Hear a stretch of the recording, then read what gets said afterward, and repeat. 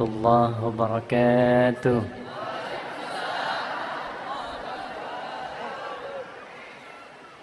الحمد لله الذي ألف بين قلوبنا فأصبحنا بنعمته إخوانا، والصلاة والسلام على رسول الله الذي باقتداء سنته الشريفة أصبحنا للمتقين إماما، فصلوات الله عليه وسلامه التام وعلى آله وصحبه وذرياته وأمته إلى يوم الميعاد الذي هو أمامه وبعد.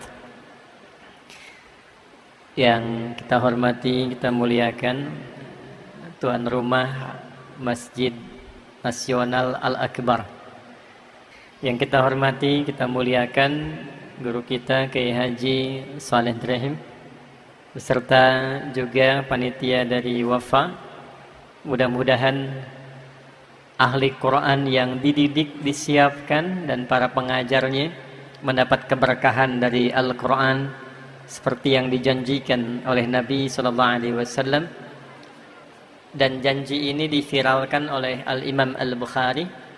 Imam Al-Bukhari menerima hadis ini dari Hajjaj bin Minhal, Hajjaj bin Minhal menerima dari Syu'bah, Syu'bah menerima dari Sa'ad bin Ubaidah, Sa'ad bin Ubaidah menerima dari Abu Abdurrahman As-Sulami, Abu Abdurrahman As-Sulami menerima dari Uthman bin Affan, Uthman bin Affan radhiyallahu taala anhu menerima dari Nabi Muhammad sallallahu alaihi wasallam bin Abdullah bin Abdul Muttalib bin Hashim bin Abdul Manaf bin Qusay bin Murrah bin Kilab bin Ka'ab bin Ghalib bin Fihr bin Malik bin Nadar bin Kinana bin Khuzaimah bin Mudrika bin Ilyas bin Nizar bin Mudar bin Ma'ad bin Adnan bin Addi bin Adri bin Muqawwam bin Nahur bin Tarikh bin Ya'rub bin Yasjub bin Nabit bin Ismail alaihissalam bin Ibrahim alaihissalam bin Azar bin Nahur bin Abir bin Kinan bin Fakhshad bin Sam bin Nuh alaihissalam bin Mihlail Matusyala bin Kinan bin Anwas bin Thith bin Adam alaihissalam.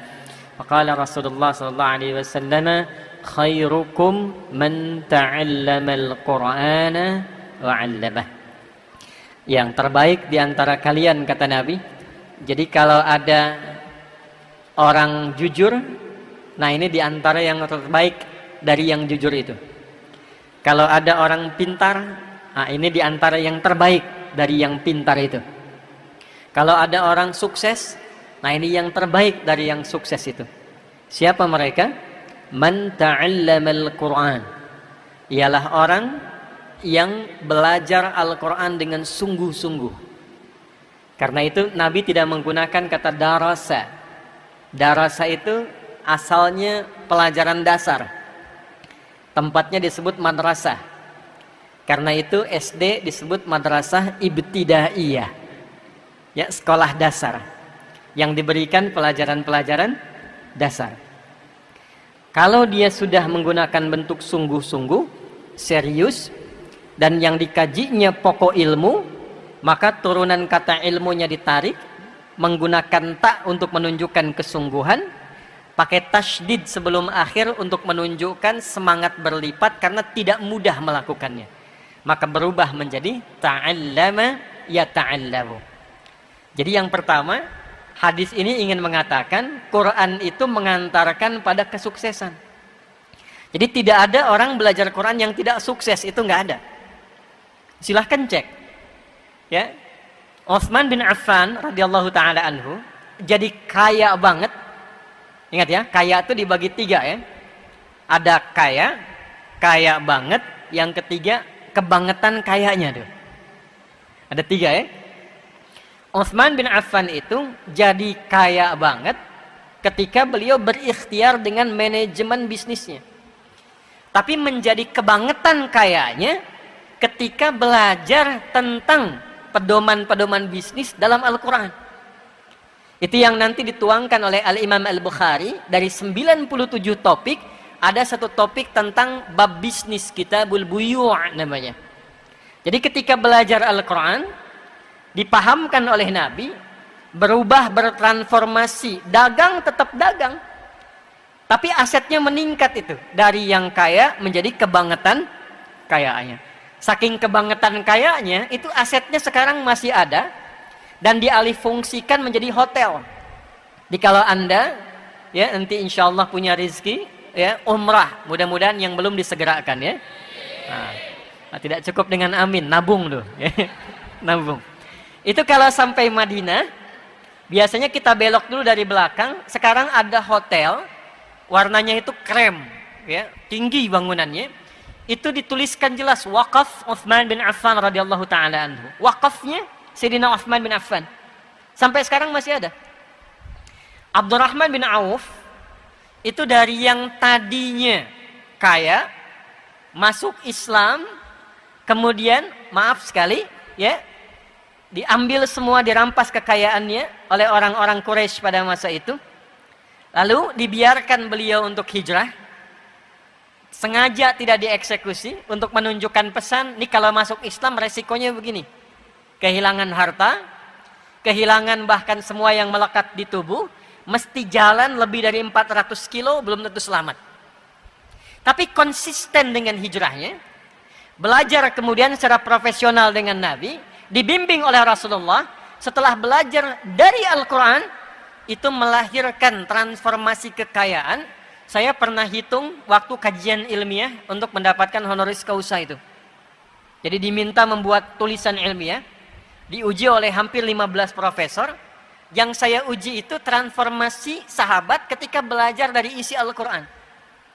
Abdurrahman bin Auf radhiyallahu ta'ala anhu, itu sampai menghasilkan aset dalam hidupnya. Kalau dikonversi sekarang, jumlahnya kurang lebih 72.000 triliun. Orang kaya sekarang Jeff Bezos, ada Elon Musk, itu baru kisaran 3.000 sampai 4.000 triliun. Jadi pebisnis belajar dari Quran makin sukses.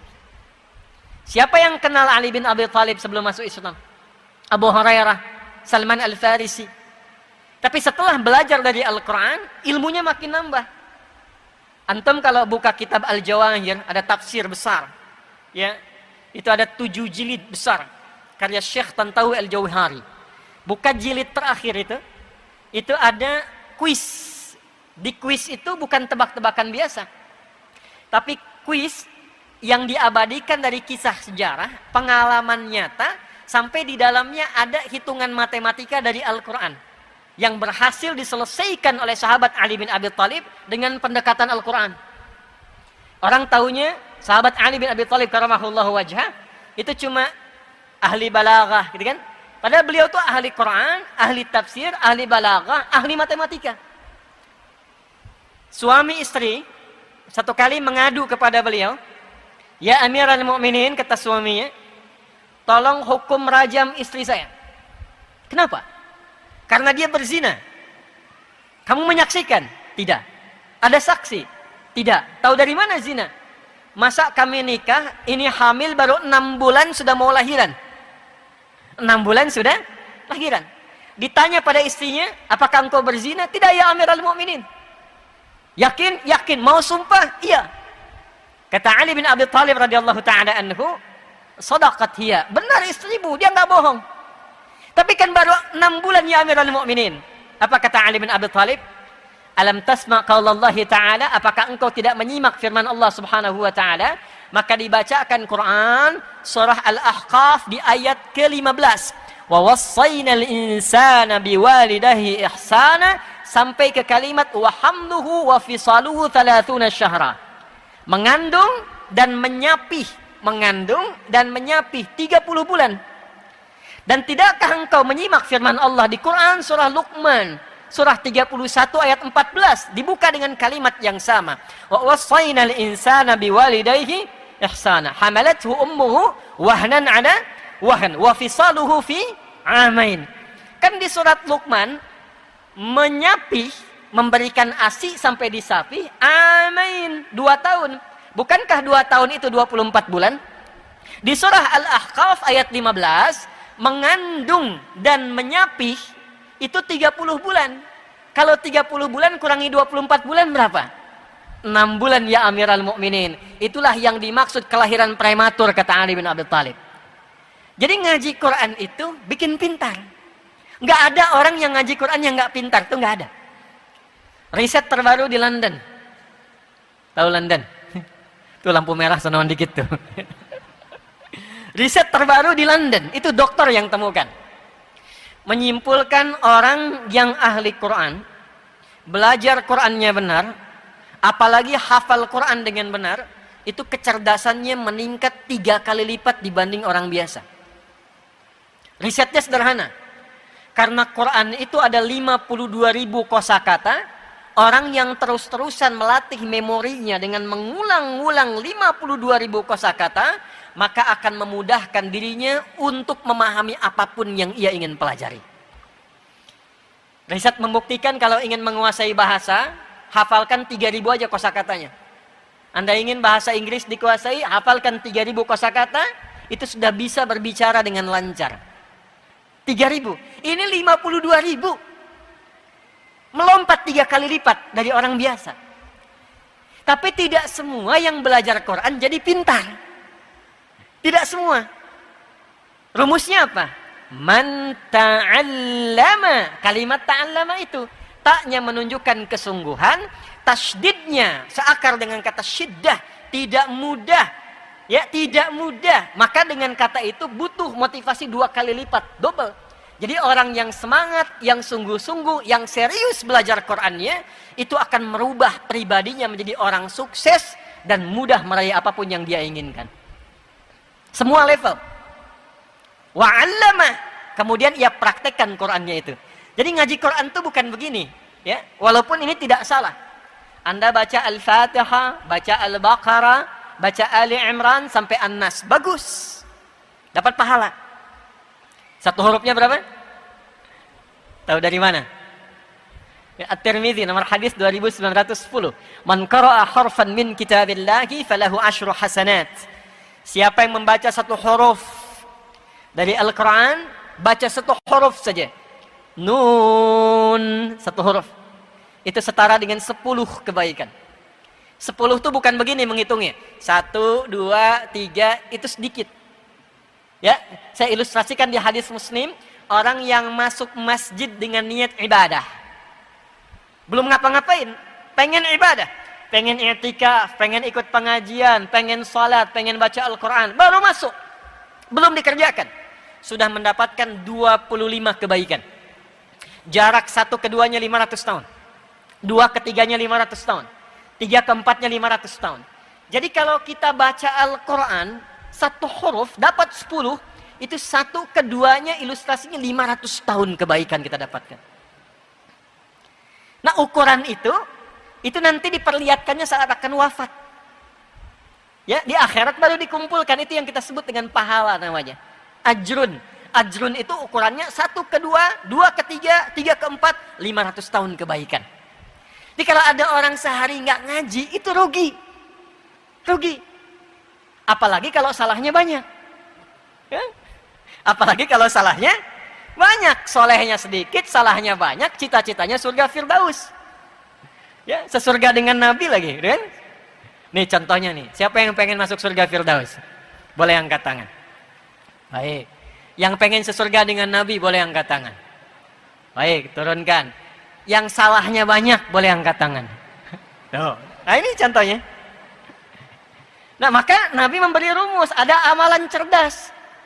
Amalan cerdas yang saat dikerjakan, amalan sedikit, prinsip ekonomi.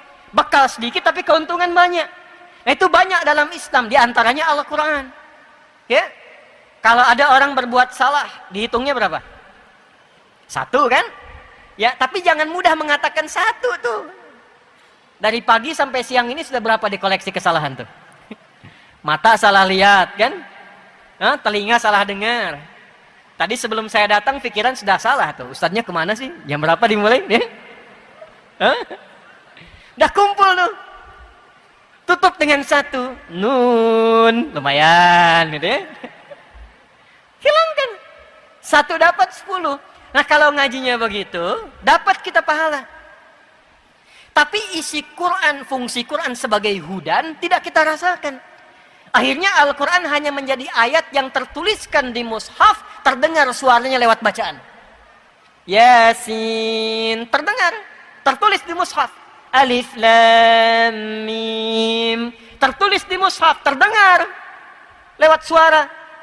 Ya, dapat pahala. Tapi barakah Quran yang jadi hudan, Dan itu inti Quran diturunkan. Syahrul Ramadan alladzi unzila fihil Quran hudal linnas. Saya turunkan kata Allah Al-Quran supaya isinya menjadi pedoman berkehidupan. Jadi semua kehidupan kita itu isinya ada dalam Al-Quran. Semua hajat hidup kita. Ya, saya baca cepat ya. Tidak usah ditulis, saya baca cepat saja karena direkam teman-teman nanti bisa cek kembali ya. Misal saya kasih gambaran saja. Ini masih dalam kandungan. Bagaimana dalam kandungan ingin terlahir menjadi pribadi yang baik dan saleh, itu ada petunjuknya di Quran surah ke-7 ayat 189. Kemudian terlahir, amalan pertama apa bagi seorang ibu yang baru punya anak untuk memberikan ASI maksimal selama 2 tahun? Amalan pertama apa bagi suami yang baru jadi ayah dan punya anak pertama? Turun Quran surah kedua ayat 233. Sampai usia 2 tahun ke menjelang baligh, amalan pertama apa yang mendekatkan dia dengan Allah? Taat pada orang tuanya dan mengenal lingkungan dengan baik. Turun Quran surah Luqman surah 31 ayat 13 sampai ayat 19. Ketika dia mulai belajar, bagaimana belajar yang bisa memahamkan dia sehingga dia bisa bawa pulang pemahaman itu dan mengajarkan kembali. Turun Quran surah 9 ayat 122. Bagaimana mencari tempat belajar yang saat bersamaan menguatkan pengetahuan dan meningkatkan imannya. Turun Quran di surah ke-58 ayat yang ke-11. Lalu dalam pelajaran itu dia mulai menyebar. Ya, kadang-kadang orang Surabaya ke Jakarta, ada yang ke Timur Tengah, ada yang ke Amerika, menemukan tempat baru. Bertempat yang baru, ketemu orang baru, tapi tetap menjaga sikap takwanya. Turun Quran surah 49 ayat ke-13. Kalau menemukan jodohnya di situ, bagaimana cara melamarnya? Turun Quran surah ke-4 ayat yang ke-4. Terjadi pernikahan, Quran ke-30 ayat ke-21. Tugas pertama saat menikah, Quran surah ke-4 ayat 34. Suami mulai mencari nafkah yang standar, Quran surah kedua ayat 168. Kalau pengen cepat rizkinya baru bergerak sedikit, datang Quran surah kedua ayat 172. Kalau dia belum melakukan, sudah dijamin dibuka kemudian rizkinya, berkahnya pintu langit dan bumi. Quran surah ke-7 di ayat ke-96. Batuk. Kemudian dia mulai bekerja, tidak mudah, diminta petakan tantangannya. Kadang-kadang ada yang kecil, menengah, ada yang berat. Turun Quran surah kedua ayat 214. Solusinya di Quran surah ketiga ayat 142. Detilnya di Quran surah kedua Al-Baqarah dari ayat 155 sampai 157. Kadang-kadang ada orang ingin menyingkirkan, orang ingin menyungkurkan. Bagaimana membuka usaha tapi tanpa nyogok, tanpa suap. Kalau ada solusi dibimbing Allah, kalau ada yang jahil ditolong. Turun amalan Quran surah 17 ayat 79 sampai dengan 80. Istri merawat anak di rumah, jangan dikira mudah. Kadang-kadang dia menolak, kadang berkata, turun bimbingan Quran surah 17 ayat 23 sampai dengan ayat 27. Sampai usia 40 tahun, sukses, bagus, anak ada, orang tua masih ada. Jangan disimpulkan itu hasil kesuksesan Anda. Boleh jadi ibunya yang menangis di keheningan malam, bapaknya yang serabutan bekerja, minta sama Allah supaya anaknya lebih hebat dibandingkan kedua orang tuanya. Ketika Anda mendapatkan kesuksesan itu, sertakan orang tua di dalamnya, sekalipun dalam doa. Maka turun Quran surah ke-46 di ayat ke-15. Anda terus bergerak lagi, harta makin banyak, bagaimana menjaga dan meningkatkannya? Turun skema dengan zakat. Quran surah ke-9 ayat 103 sampai dengan 109. Dikeluarkan di 8 golongan Quran surah 9 di ayat ke-60. Orang tua enggak dizakati, orang tua diinfaki, tapi bukan cuma orang tua, ada 5 golongan. Spesifik Quran surah kedua ayat 215. Yang umum Quran surah kedua ayat 261 sampai dengan ayat 264. Naik lagi sampai sepuh, sampai kemudian berada dalam kondisi seperti kecil kembali, seperti bayi kembali. Muncul masa pikunnya. Petunjuknya Quran surah 22 ayat yang kelima. Sampai kemudian menjelang sakaratul mautnya. Bagaimana sakaratul maut yang indah. Ketika nafas, kemudian kedatangan maut. Quran surah ketiga ayat 185.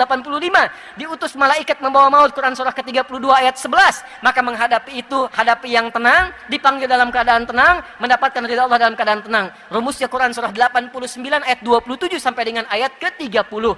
Maka dia menyiapkan kurikulum sampai alam kuburnya. Disiapkan saat hidupnya bagaimana alam kubur itu bisa nikmat. Bukan cuma dunianya, rumahnya megah, mobilnya mewah, tapi alam kubur nggak disiapkan. Maka turun kurikulum alam kubur. Quran surah kedua ayat 153, 154. Quran detilnya Quran surah ketiga dari ayat ke-169 sampai dengan ayat ke-171. Lalu disiapkan sampai kiamat turun satu surah ke-75. Kemudian disiapkan surganya. Dari sekarang kita siapkan. Dari 8 pintu surga petakan. Yang pengen surga Firdaus Quran surah ke-23 ayat 1 sampai dengan 9. Yang di taman surga Quran surah 51 ayat 15 sampai 23. Yang surga biasa, yang penting masuk surga deh. Yang penting masuk surga. Quran surah kedua ayat ke-25.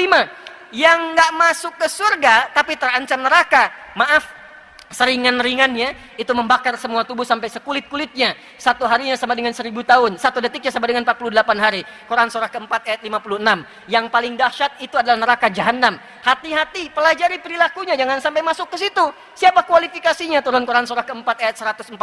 Yang belum ke surga tapi tidak ke neraka, di tengah-tengah, 50-50, soleh 50%, salah 50%. Maka ditempatkan di tempat yang tinggi, bisa mengamati surga, takut mendengar jeritan orang neraka. Tempat tinggi yang bisa mengamati sekitarannya disebut dengan A'raf. Maka turun Quran surah ke-7 Al-A'raf dari ayat 46 sampai dengan ayat 49-nya. Ada semua? Apa yang nggak ada? Makanya zaman Nabi dari pelaku kriminal, itu kriminal betul tuh. Ya, sifatnya disebut jahlun, orangnya disebut jahilun. Sifat ketemu orang disebut jahiliyah. Jadi mereka itu perfeksionis dalam perbuatan kriminal. Kalau ada zina, zina yang paling perfect itu zinanya jahiliyah. Kalau ada pembegal, pembegal yang paling komplit jahiliyah. Sekampung begal semua. Sekampung. Ghifari itu kampung begal. Jadi kalau ada yang namanya Al-Ghifari, itu keturunan kampung begal. Tapi nanti jadi ilmu sanad, ada sanadnya. Ya, itu Jundub bin Junada, pimpinan begal, masuk Islam, belajar Quran, jadi dai. Preman pensiun tuh itu tuh hadisnya tuh. Itu jadi dai, balik ke kampungnya Ghifar, dakwah di kampung, masuk Islam sekampung. Madinah heboh, dak dikduk datang, sekampung begal masuk Islam. Cuman karena satu orang yang kenal Quran, Jundub bin Junada. Untuk mengabadikan peristiwa itu, disamarkan namanya Jundub bin Junada, diambil kunyahnya Abu Dzar, diviralkan nama tempatnya Ghifar. Rumusnya tambah al di depannya, i di ujungnya. Kita punya ahli hadis dari Padang, Musnid Dunya, Syekh Yasin Al-Padangi, Syekh Nawawi Al-Bantani, Syekh Mahfud At-Termasi. Ya, ini Ustaz Saleh Durhem, Kiai Saleh Durhem dari Surabaya. Ya, Kiai Saleh Durhem Al-Surabayai, Al-Maduri. Ya, ini Al-Ghifari. Jadi beliau ingin mengatakan begini, saya dulu pemimpin begal, saya dulu kriminal, tapi Quran merubah saya sekarang jadi orang baik. Merubah saya jadi orang baik. Jadi sekalipun belum sukses, ahli Quran itu pasti baik. Jadi kalau ada orang ngaji Quran nggak baik, itu pasti ada yang salah dengan cara ngajinya. Bukan Qurannya yang salah. Kalau peci nggak masuk ke kepala, jangan potong kepalanya. Pecinya perbaiki. Karena standar pertama sebelum sukses, baik dulu. Allah tuh tidak menginginkan ada orang sukses, tapi kesuksesannya tidak diisi dengan kebaikan. Orang sukses yang tidak baik pasti merusak. Sapi, makanannya rumput. Pengusaha yang pintar, sukses tapi tidak baik, itu makannya bisa aspal. Aspal yang seharusnya 15 cm, 5 cm itu. Ya? Jadi sapi masih bisa makan rumput, tapi orang sukses, pintar, nggak baik, makanannya bisa aspal. Karena itu kata Allah, orang belajar Quran sebelum diberikan kesuksesan, diberikan dulu kebaikan, sehingga dengan baik itu dia bisa mengatur semua kesuksesan yang Allah titipkan kepadanya. Itu yang dimaksud Quran surah ke-35 Fatir di ayat yang ke-32. Thumma awrasna al-kitaba alladhina istafayna min ibadina faminhum zalimun li nafsihi wa minhum muqtasid wa minhum sabiqun bil khairati biiznillah. Dzalika huwal fadlul kabir. Yang ingin saya katakan teman-teman sekalian, karena ini dibuka dengan wafa, tempatnya di Masjid Al-Akbar, masjid yang terbesar, ya, kita berharap mudah-mudahan penyelenggaranya ahli Quran, yang datang dengan juga ahli Quran, dan kita ingin mendapatkan barakah Al-Quran. Mudah-mudahan kita dimasukkan pada golongan yang disebutkan Nabi Muhammad SAW tadi sebagai ahli Quran yang baik. Ini mukaddimahnya. Ini baru mukaddimah, kita belum mulai itu. Baik, sekarang kita masuk pada intinya. Sekarang hari apa? Jumat. Tahu apa artinya Jumat? Yang tahu boleh angkat tangan. 1 juta. 5 juta. Ya. Apa artinya Jumat? Kalau salah antum harus menghafal Quran sampai selesai.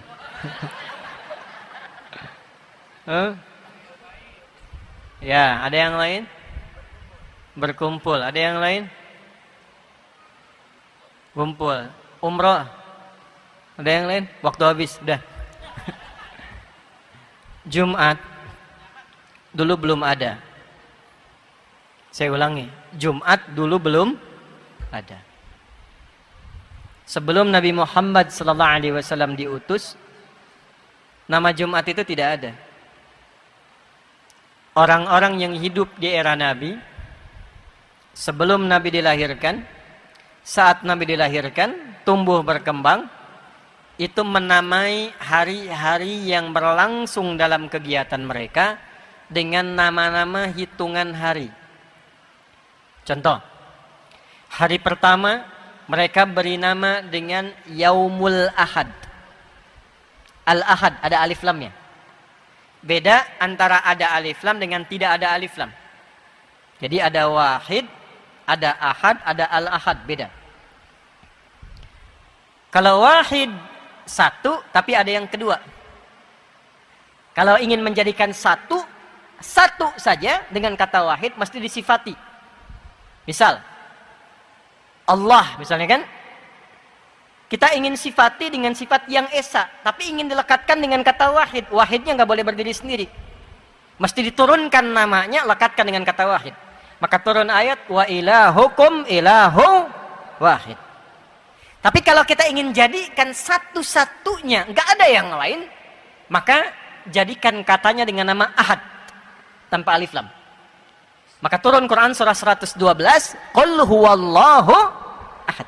Satu-satunya, tidak ada duanya.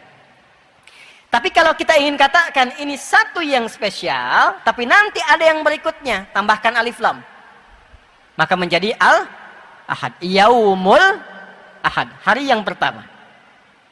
Kedua, mereka beri nama dengan Yaumul Isnain, hari yang kedua. Diserap ke dalam bahasa Indonesia menjadi hari Senin. Dulu hari pertama pun yang kita kenal itu Ahad. Yaumul Ahad. Setelah kedatangan Portugis tahun 1511, datang Portugis lewat Selat Malaka, maka diperkenalkanlah nama Minggu dari kata Domingo. Nanti lain waktu kita bahas ya, supaya tidak terlampau lama di pembahasan itu. Ahad, Al-Ahad, kemudian Isnin, hari ketiga diberi nama dengan Yaumul Thulatha dari kata Thalathah. Diserap ke dalam bahasa Indonesia hari Selasa. Keempat, Yaumul Arbi'ah dari kata Arba'ah. Diserap ke dalam bahasa Indonesia hari Rabu. Kelima, Yaumul Khamis dari kata Khamsah. Diserap ke dalam bahasa Indonesia hari Kamis. Keenam, itu tidak menggunakan bilangan lagi. Kalau mau konsisten harusnya Yaumus Sittah atau Yaumus Sadis. Hari ketujuhnya balik ke bilangan lagi, Yaumus Sabt dari kata Sab'ah. Disingkat jadi Sabat, diserap ke dalam bahasa Indonesia menjadi hari Sabtu. Yang keenam, itu mereka beri nama dengan Yaumul Arubah. Hari apa? Yaumul Arubah. Kenapa diberi nama dengan Yaumul Arubah? Satu, mereka lihat Yahudi punya kumpul-kumpul Sabtu. Nasrani punya kumpul-kumpul Yaumul Ahad, Minggu. Maka orang Arab pada masa itu membuat kesepakatan kumpul di parlemen mereka yang nanti umrah atau haji. Kalau Anda nanti lihat depan Masjidil Haram, depannya ada Zam-Zam yang besar itu, Grand Zam-Zam, ya, hotel besar, di atasnya ada jam. Samping sebelah kiri dari situ, itu nyebrang sedikit ada hotel Hilton yang lama, yang warnanya kayak krem merah itu ya. Nah itu di Hotel Hilton, kalau naik ke atas sedikit, eskalator sedikit naik, belok ke kanan, itu ada musalla, itu rumahnya Abu Bakar As-Siddiq. Depannya persis ada tempat wudhu, ada toilet, depannya lagi, nah itulah parlemen Quraisy ada di situ. Kumpulnya di situ. Maka mereka rapat, mereka gambarkan kita mesti punya hari kumpul-kumpul. untuk membanggakan diri sebagai bagian dari orang Arab, untuk menjalin persatuan dan kasih sayang, maka diberi nama Yaumul Arubah atau Yaumur Rahmah, hari kumpul-kumpul, hari berbangga diri sebagai orang Arab, hari saling memperhatikan. Maka sepakat mereka, kalau weekend Yaumul Arubah ini kumpul, dipilihlah pusat-pusat hiburan, diberi nama dengan aswaq, Suq Uqadh, Suq Dumatul Jandal. Dan pusat hiburan yang paling elit itu terletak di Jabal Qubais. Ini saya kalau ilustrasikan takutnya nggak terlalu terlihat ya. Saya coba gambarkan, mau nggak saya tuliskan begini tuh ya, supaya tahu petanya ya. Bismillah. Maaf saya berdiri ya. Izin Ustaz. Oke. Belakang kelihatan ini? Hah? Nah, iya memang belum saya tulis kan. Nanti kalau saya tulis baru kelihatan ya. Itu ada screen nanti ya, dilihat saja. Saya gambarkan dari sini saja. Ini yang Zamzam, Grand Zamzam maksudnya, hotel besar. Ini atasnya ada jam besar itu ya. Tadi ke sini ada jalan. Ini ada Hotel Hilton di sini. Ini yang depannya ini nanti ada toilet, tempat wudhu. Ini yang kedua di sini ada kipas angin di atasnya. Ini yang Parlemen Quraisy yang ini. Samping Grand Zamzam ada hotel lama namanya Sofwa. Samping sininya toilet. Ini ke arah belakang ke Mahbas Al-Jin sini. Termasuk ke arah Jabal Nur, Bukit Cahaya yang ada Gua Hira ya, arahnya dari sini, termasuk Ummul Qura ke sana. Seberang di sini persis Hotel Sofwa, jalan seberangnya ada bukit besar. Yang ada Istana Raja sekarang di atasnya. Ya, nanti kalau sudah umrah atau haji, teman-teman bisa lihat tuh. Langsung lihat nengok ke samping ada Istana Raja, bukit besar begini nih. Ini yang disebut Jabal Qubais namanya. Ini bukit elit. Di atas bukit ini siapa yang menduduki ada di atasnya, ini menunjukkan dia penguasa jazirahnya. Nabi Muhammad SAW ketika beliau mengumumkan peristiwa Isra Mi'raj itu naik ke atas bukit ini untuk memberikan kesan sekarang akan ada perubahan. Semua orang-orang parlemen kalau mau naik ngasih pengumuman naiknya ke sini. Sekarang kerajaan Saudi Arabia kenapa bangun istana di sini untuk menunjukkan sebuah pesan bahwa wilayah itu dikuasai, dipimpin oleh dinasti ini, Saudi. Paham sampai sini? Nah ini bukit elit. Bukit elit. Kalau Anda keluar dari sini, ya mau umrah dari Sofwa atau Zamzam, belok kanan ke sini. Nanti di bawah bukit ini, di sini istana, di sini ketika masuk sebelah kanan ada pos security, ada CCTV warna putih satu ke sini. Depannya pintu 26. Terus sampai ujung sini, ya. Ini di sini ada kipas angin, saya udah hitung ada 35 kipas angin sampai ujung. Udah saya hitung, kalau nambah 36 berarti nambah 1, ya. Sampai ujung sini. Ini ada gate Nabi. Nabi sholat 2 rakaat di sini sebelum Isra Mi'raj. Sampai ke depan Ka'bah, sholat di sini di kediaman Sayyidah Maimunah. Di sini kemudian Babus Salam, ya. Di balik pintu Babus Salam ada rumahnya Abbas radhiyallahu ta'ala anhu. Punya anak yang paling viral, anak bungsunya Abdullah, dikenal dengan Abdullah bin Abbas radhiyallahu ta'ala anhuma. Tarik garis lurus ke sini, sekitar 200 meter, di sini ada satu rumah, warna krem, ya, sekarang disamarkan jadi perpustakaan. Inilah Maulid Nabi, tempat lahirnya Nabi sallallahu alaihi wasallam di sini. Yang ingin saya katakan, tempat kumpul-kumpul akhir pekan, yang elit itu paling elit di sini, namanya Jabal Qubais. Jadi kalau kumpulnya di Suq Uqadh, Suq Dumatul Jandal, pusat-pusat hiburan, itu masih kelas biasa. Nanti diseleksi, disaring yang hebat-hebat di setiap distrik itu baru diundang ke sini. Ini persis bukit di atas yang lembah bawahnya ada Ka'bahnya. Ka'bah di sini. Maka di sini akan dipertandingkan 4 golongan utama yang mereka akan bekerja keras dalam sepekan. Jadi ini yang melahirkan konsep jahiliyah, berangkat gelap, pulang gelap, kerja lagi, kerja keras, hanya untuk berfoya-foya akhir pekan saja. Hanya untuk bertanding, memviralkan, mempopulerkan, dan berfoya-foya, berfantasi di akhir pekan. Itu kebiasaan jahiliyah. Ada 4 golongan. 1, namanya tajir. Apa namanya? Jamaknya tujar. Bu, tajir itu bukan orang kaya. Tajir itu pedagang. Dulu yang kaya itu pedagang. Makanya saking kayanya disebutlah profesinya. Ini pedagang. Maksudnya apa? Kalau pengen kaya, dagang, bukan nyolong. Kalau pengen kaya, bisnis, bukan korupsi. Maka golongan tujar ini, mereka keluar dari yaumul ahad sampai yaumul khamis, mengumpulkan harta sebanyak-banyaknya untuk dipertandingkan jumlah kekayaannya dalam hari pertemuan yaumul arubah di bukit ini. Nanti ada waktu-waktu mereka merantau. Ada ke Syam, sekarang 4 negara. Libanon, Syria, Yordania, dan Palestina. Ada ke Yaman. Diabadikan kegiatan mereka di surat Quraisy. Li'ilafi Quraisy. Ilafihim rihlatash syita'i was. Itu golongan 1. Golongan 2, ada syair. Pujangga. Jamaknya syu'ara. Jadi dari daerah-daerah, distrik-distrik.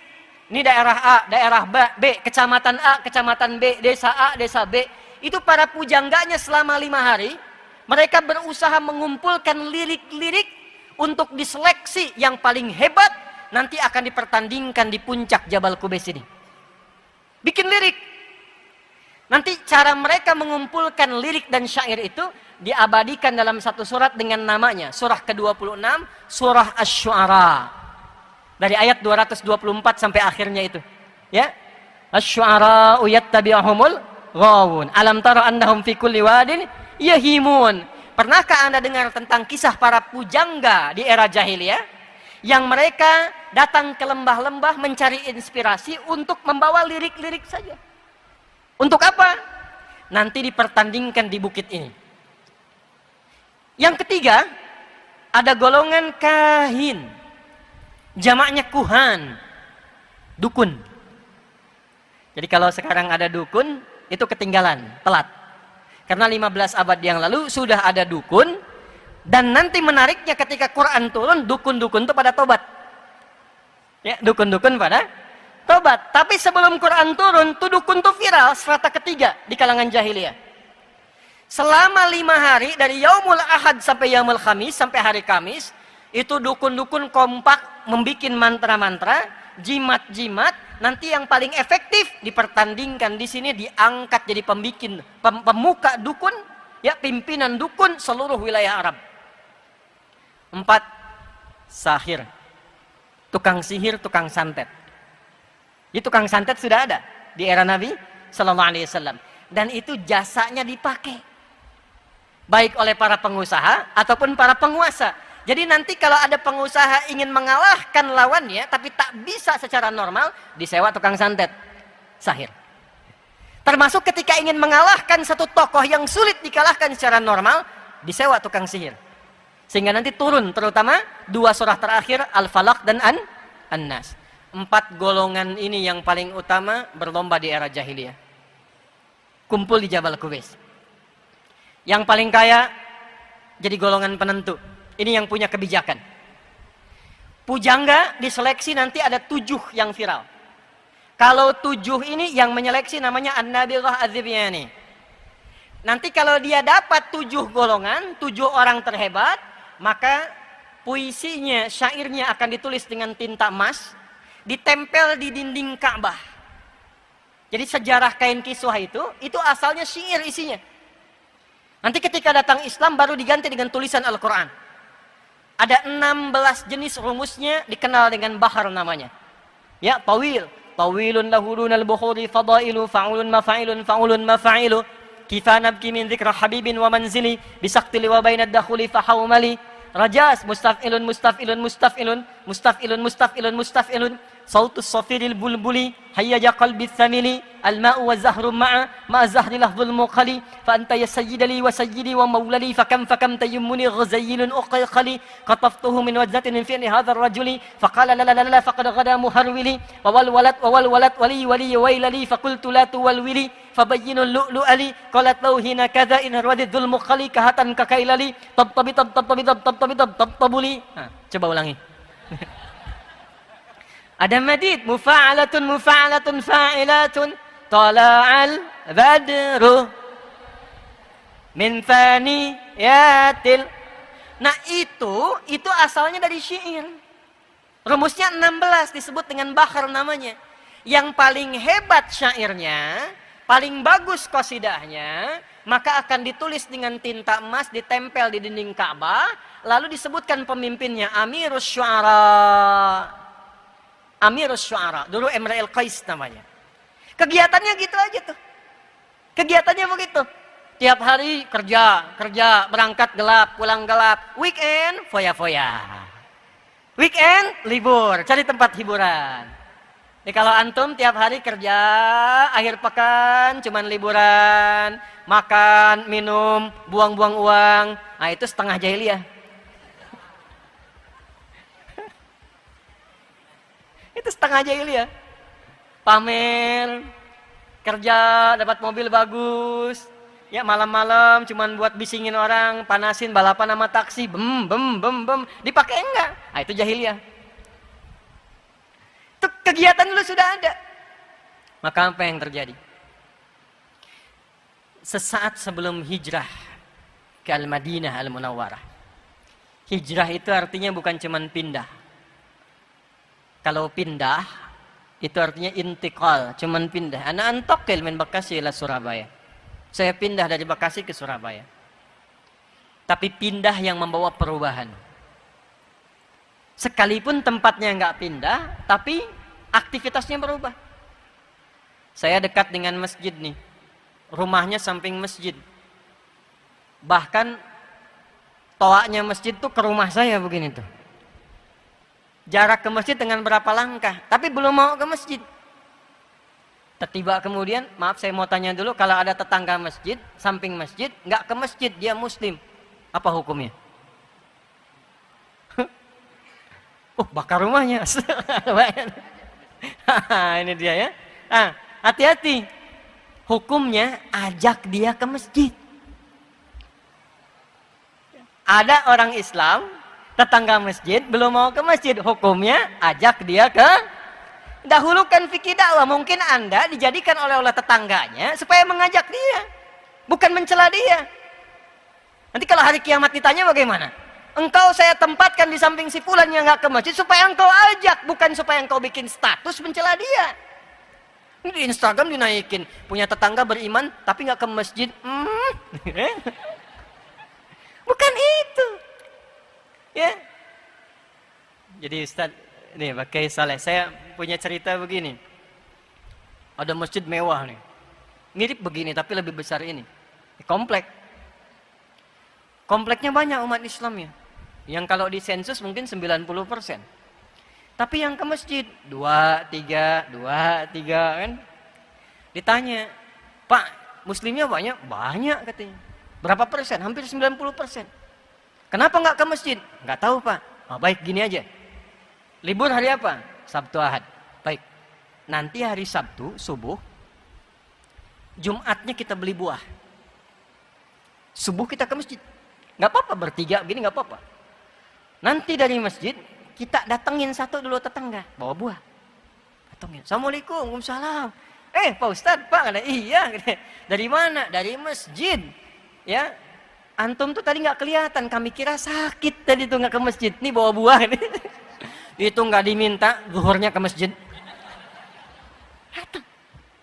Ya, jadi kalau tetangga belum ke masjid, ya fikih dakwah dipraktekkan pertama kali. Ajak dia ke masjid. Minimal doakan.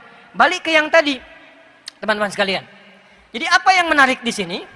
Itu yang disebut dengan hijrah. Kalaupun kemudian memaksa kita untuk pindah tempat, karena di tempat bekerja ini susah sholat, ya mau Jumatan pun nggak bisa. Tapi anehnya itu Anda tahu rizki dari Allah, yang ngasih rizki Allah. kok bisa cuman gara-gara jaga toko ditinggalkan Jumatan? Padahal yang ngasih rizki itu adalah orang yang kita kemudian datang kita sebagai orang ke masjid menyembah Tuhan kita yaitu Allah. Kan Allah yang punya rizki, Allah yang ngasih rizki. Anda tahu yang punya rizki Allah, tapi Anda tega meninggalkan Allah hanya sekedar jaga toko dan di situ Anda mengharap ya Allah berikan saya rizki. Kan aneh namanya. Lalu Anda berpindah. Saya pengen pindah ke tempat lain yang sholatnya gampang. Saya pengen pindah ke tempat lain yang ngajinya gampang. Perpindahan yang membawa perubahan kita untuk dekat dengan Allah disebut hijrah namanya. Apa namanya? Maka Nabi diperintahkan untuk hijrah dari Mekah ke Yathrib, Al-Madinah, Al-Munawwarah untuk menunjukkan perubahan-perubahan yang menampakkan nilai keimanan yang mesti beda dengan jahiliyah. Maka apa yang pertama kali Allah perintahkan? Sesaat sebelum hijrah itu, untuk menunjukkan perbedaan orang beriman dengan orang yang belum beriman, turunlah Quran surah ke-62 ayat 9 itu. Ya ayyuhalladzina amanu idza nudiya lis-salati min yaumil jumu'ah fas'au ila dzikrillah. Perhatikan baik-baik. Dengan turunnya ayat ini yang disapa orang beriman, Allah menginginkan ada perubahan pada diri orang beriman untuk membedakan dengan imannya dengan orang-orang jahiliyah yang belum beriman. Apa bedanya nih? Saya, Anda, kita sudah beriman. Apa bedanya dengan yang belum beriman? Mesti ada perbedaan. Maka Allah firmankan, Ya ayyuhalladzina amanu, hai semua yang telah menyatakan punya iman. Ya disebutkan 361 kali dalam Al-Quran. Harfun nida, huruf untuk memanggil. Dalam bahasa Arab di ilmu Nahu ada 14 jenis huruf untuk memanggil. Ada a, ada aya, ada ya, ada wa, dan seterusnya. Tapi dalam Al-Quran cuma satu yang digunakan. Ya 361 kali disebutkan.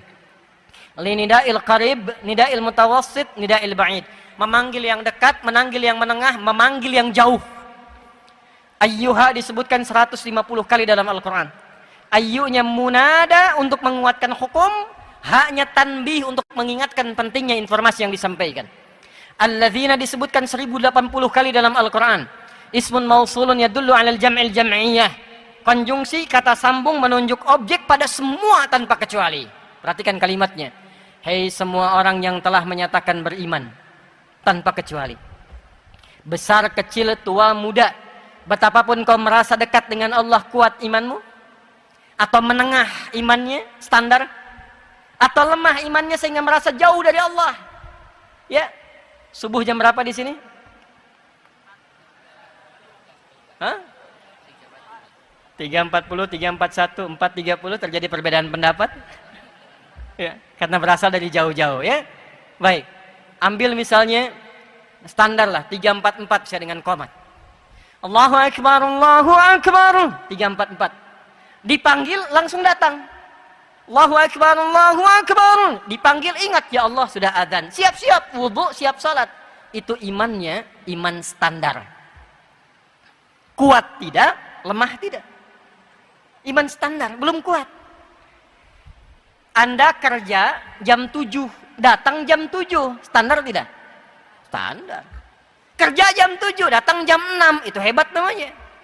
Di atas standar. Dipanggil jam 3.44, datang jam 3.04. Sebelum dipanggil sudah datang, itu iman kuat namanya. Subuhnya 3.44, jam 3 sudah bangun. Dia tidak hadir saat adzan, tapi dia menunggu sampai adzan tiba supaya subuhnya khusyuk, dia warming up dulu dengan tahajud. Itu iman kuat. Jadi kalau dipanggil 3.44, 3.44 datang, itu iman standar. 3.44 dipanggil, 4.43 baru sadar. Ah, itu iman lemah. Iman lemah. Tapi Allah memanggil dengan huruf yang sama. Yang penting punya iman. Hei semua yang telah beriman. Perhatikan cara menerjemahkannya. Aku tidak peduli apakah imanmu itu dalam keadaan lemah, ataukah imanmu standar, ataukah imanmu kuat. Aku berikan satu amalan yang dengan amalan itu kalau dikerjakan dengan benar, yang lemah menjadi kuat, yang standar semakin menguat, yang kuat semakin dekat dengan Allah Subhanahu wa taala. Sekaligus iman itu akan membuktikan keberadaan dia yang membedakan antara orang beriman dengan orang yang belum beriman. Apa bedanya? Idza nudiya lis-salati min yaumil jumu'ah. Dari sejak itu berubahlah nama Yaumul Arubah menjadi Yaumul Jum'ah. Itu asalnya. Dulu nggak ada, hari Jumat tuh nggak ada. Jumat itu turun namanya sesaat sebelum hijrah. Berubah dari Yaumul Arubah jadi Yaumul Jum'ah.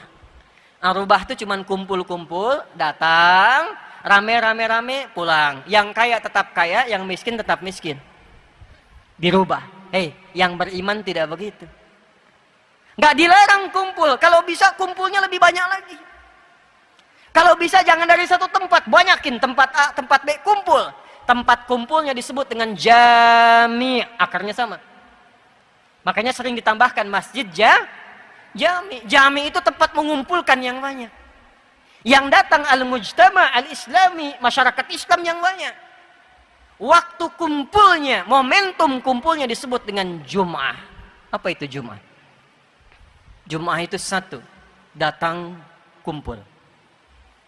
Dua, saling mengenali di antara yang kumpul. Ta'aruf. Tiga, saling mengisi di antara yang kumpul. Datang, saling kenal, saling isi. Saling bersinergi. Itulah Jumat. Jadi Jumat itu bukan begini. Datang, dengar khutbah, kadang-kadang ngantuk. Ada yang tertidur. Ada yang bikin khutbah tambahan. Kemudian sholat 2 rakaat dan pulang. Itu bukan Jumat namanya. Itu cuma kumpul-kumpul aja. Jumat itu datang, kenali siapa yang datang, duduk, samping kanan Anda siapa, kiri Anda siapa, belakang Anda siapa, depan Anda siapa. Masjidnya sekarang Al-Akbar, Masya Allah, masjidnya besar, ruang utamanya sudah 4.000 orang, bikin database-nya. Dari mana yang datang ini? Kumpulkan database-nya, dipersaudarakan satu dengan yang lainnya. Tidak ada satupun yang datang ke Masjid Nabi di hari Jumat kecuali mengenal di antara mereka siapa yang ada satu dengan yang lainnya. Termasuk yang dari luar kota. Ya. Ada orang dari Gotofan, namanya Sulek. Datang ke Madinah. Begitu masuk langsung duduk. Orang Madinah tahu semua. Kalau masuk ke masjid, pengen i'tikaf walaupun sebentar, sholat dulu 2 rakaat baru duduk. Beliau ini masuk langsung duduk. Nabi sedang khutbah. Maka Nabi dengan indahnya ini adabnya. Tidak menunjuk, hei, sholat dulu, sholat. Tidak. Tapi membuat kalimat yang umum supaya tidak tersinggung orangnya. Maka dibuat kalimat umum, kata Nabi, kama qala Rasulullah sallallahu alaihi wasallam, "Idza dakhala ahadukumul masjida, fala yajlisa hatta yusalli rak'atain." Jika ada seseorang ingin masuk ke dalam masjid, ya, di riwayat lain wa arada an ya'takifa, dan dia berniat untuk duduk walau sejenak, maka jangan langsung duduk kecuali salat dulu 2 rakaat. Maka kelak diviralkanlah salat itu dengan nama salat tahiyatul masjid. Tapi spirit tahiyatul masjid ternyata bukan sekedar salat, tapi Nabi ingin menunjukkan kepada jamaah yang ada, hei sahabat-sahabatku yang dari lingkup lokal di sini, ini ada kawan kita yang baru datang. Dia belum tahu tahiyatul masjid. Coba lihat siapa, kenali dia, bawa hajat apa. Makanya nggak ada yang datang ke masjid Nabi khususnya hari Jumat kecuali semua hajatnya selesai. Yang lapar datang, pulang kenyang. Dulu era-era Nabi, awal-awal Jumatan itu sampai motong kambing. Tanya ke Soleh tuh. Ya, peserta Jumatan pertama 12 orang, imamnya Mus'ab bin Umair. Di Bani Salim itu 12 orang pesertanya, awal peserta. Yang dipimpin Nabi 40 orang, itu selesai Jumat potong kambing dulu. Untuk mengakrabkan diri satu dengan yang lainnya. Ya. Abah dari mana? Dari sini. Bapak dari mana? Dari sini. Ngobrol, kenalan, kenal. Rakat itu yang disebut ukhuwah namanya. Ya. Al-Akbar nggak usah potong kambing. Jamaahnya yang kompak. Di sini siapa yang punya restoran?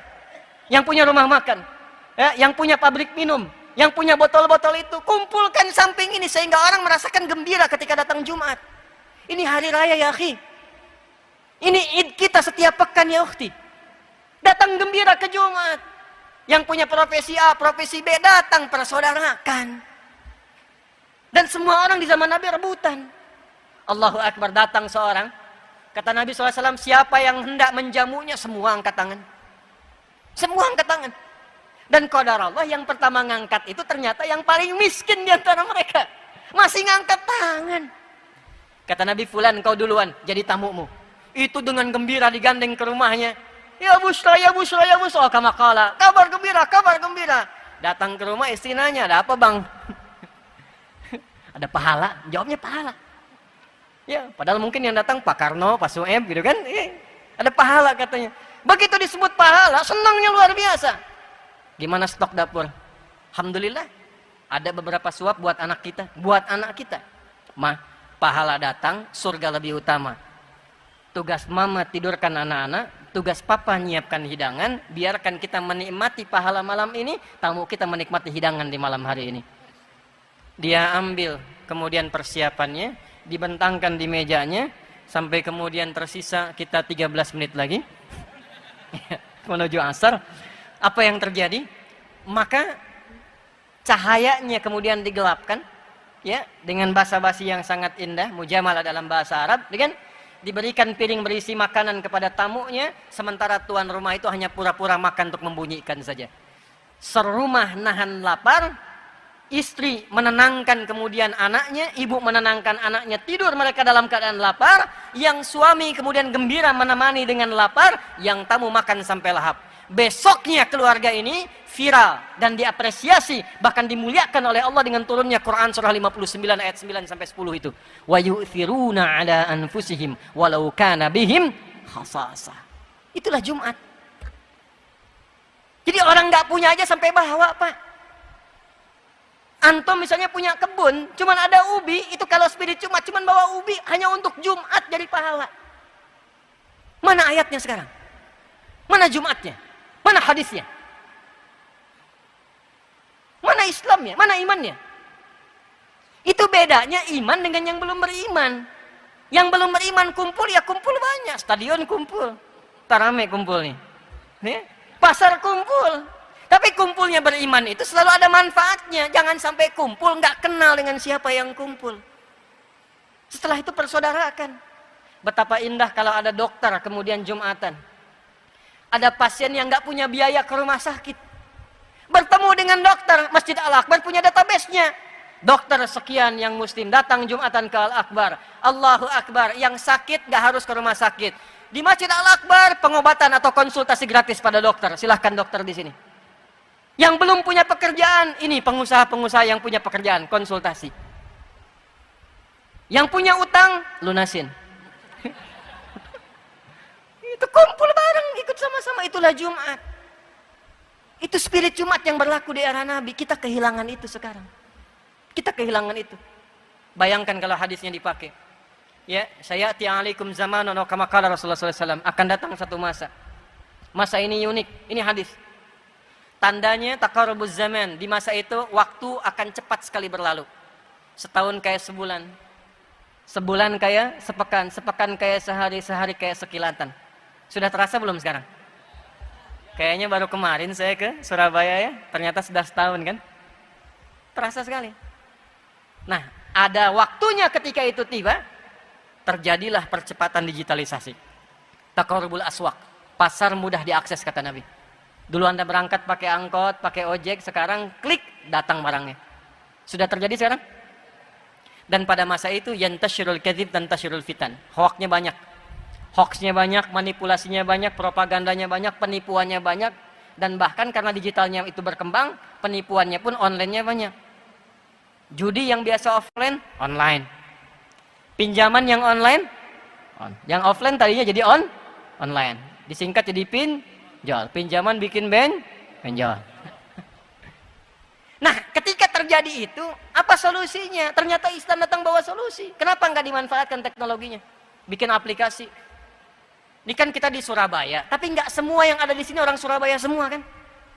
Ya, yang dari Perak mana? Tuh, ada yang dari Madura, tuh, Sidoarjo, tuh, ya, mana lagi? Malang, Masya Allah. Yang paling jauh dari mana? Aceh. Ada yang lebih jauh dari Aceh? Cianjur. Ada lagi? Flores. Masya Allah. Ya, Manado tuh. Kenapa nggak dibuatkan database? Misal sekitaran Surabaya dulu bikinkan, atau Jawa Timur pada umumnya. Bikin database. Masa dari yang banyak ini nggak ada yang bisa bikin aplikasi? Bikin di situ, cantumkan di situ daftar kita itu, teman-teman kita. Yang jualan beras, yang jualan baju, yang jualan hasil tani, yang jualan hasil kebun, bikin aplikasinya. Nanti orang Surabaya yang perlu baju, tinggal klik beli dari situ. Yang perlu hasil padi, hasil kebun, hasil tani, beli dari situ, klik beli ke situ. Termasuk kemudian infak zakatnya kumpulkan lewat situ aplikasi, linkkan ke setiap masjidnya. Kalau itu bisa kita bikin, bisa kita buat, dan di Jumat kita ketemu, makmur. Zakatnya mengalir di dalam, ekonomi berputar di dalam. Bikin aplikasi misal ojek soleh tuh, pakai fingerprint di masjid. Setiap tukang ojek kalau pengen ngojek ke masjid, absennya. Subuh fingerprint, yang bukan tukang ojek, pepeo, silahkan coba lagi. Tukang ojek fix, silahkan masuk. Sebulan DKM menyiapkan sembakonya, jadi dia nggak mikirin sembako. Hasil dia dapatkan dibawa, 30 simpan di masjid, 70 dia bawa. Kalau sukses kembangkan jadi muzaki, kalau nggak sukses subsidi lagi dari yang 30. Dari mana modalnya? Dari zakat infak teman-teman yang masuk ke kotak infak, putar lagi di situ. Kalau perlu wali kota Surabaya bikin putusan, daripada membiayai yang besar-besar, yang opang-opang ojek panggalan, bikinkan aplikasi lokal, bikin gerakan lokalisasi. ASN wajib naik ojek dari situ, belinya ke situ, yang di dalam dibeli, ekonomi berputar di dalam, zakatnya diputar di dalam, baru kelebihannya setorkan ke pusat. Jadi, itulah Jumat. Mana makna Jumat itu sekarang? Mana? Tapi yang paling menarik, hafal ayatnya, hafal hadisnya. Dan habis Jumatannya datang dengarkan khutbah, kadang ngantuk, kadang tiduran. Yang didengar ujungnya aja, ambil yang baik, tinggalkan yang buruk. Pulang, sendal yang bagus-bagus hilang semua. Setelah itu langsung, aduh lah kita mau weekend, mau liburan sambil Jumatannya nyambi. Padahal Jumatnya harus bahagia, masjid itu membahagiakan, menyenangkan. Di masjid saya tuh kalau Id khususnya, itu anak-anak difasilitasi, yang perosotan, yang mainan, yang apa, yang pakai gula, yang manisan. Sampai mereka bertanya lagi, kapan Idul Fitri lagi Ustadz? Gitu, mesti dikenal. Boleh Al-Akbar bikin perosotan Pak depan. Mainan taman untuk anak-anak. Sehingga anak-anak itu bertanya, kapan Jumatan lagi? Kapan dapat kembang gula lagi? Kapan dapat manisan lagi? Antum tuh yang punya CSR, kenapa nggak disebarkan amplop kecil kasih anak-anak? Kasih 10.000. Sampai mereka nanya lagi, Om, kapan Jumatan lagi? Gitu. Itulah Jumat. Itulah Yaumul Jumat. Itulah ya ayyuhalladzina amanu, orang iman begitu. Nah, jadi teman-teman sekalian, saya itu tipikal orang yang tidak menginginkan kita melakukan sesuatu, tapi tidak memahami apa yang kita kerjakan. Di Islam itu tidak pernah ada nama yang hampa makna, itu nggak ada. Semua nama ada maknanya. Salat, kenapa subuh, kenapa fajar, kenapa zuhur, kenapa asar, maghrib, isya, itu ada artinya. Ini dari takbir, gini, sampai salam, itu ada maknanya. Kenapa tangannya mengangkat begini? Kenapa kakinya itu lurus tegak menghadap kiblat sejajar dengan bahu? Itu ada artinya. Abdurrahman bin Auf jadi kebangetan kayanya, cuman paham berdiri saja. Dari berdiri dipraktekkan jadi kaya begitu. Antum sampai salam belum kaya-kaya. Ya. Ali itu mempraktekkan bagian sujud, jadi pinternya luar biasa. Kita sujud dah banyak, dah lama, nggak selevel itu, apa yang salah? Boleh jadi kata Al-Quran, ini kata Al-Quran. Boleh jadi ada di antara orang sholat belum memahami apa yang dikerjakan dan dibacakan dalam sholatnya. Itu poinnya. Kita tinggal 5 menit teman-teman. 14.33 itu masuk asar. Saya mau tunjukkan satu saja begini. Contoh ya. Ini contoh nih. Ini saat takbir. Ya. Tangan kan diangkat gini ya.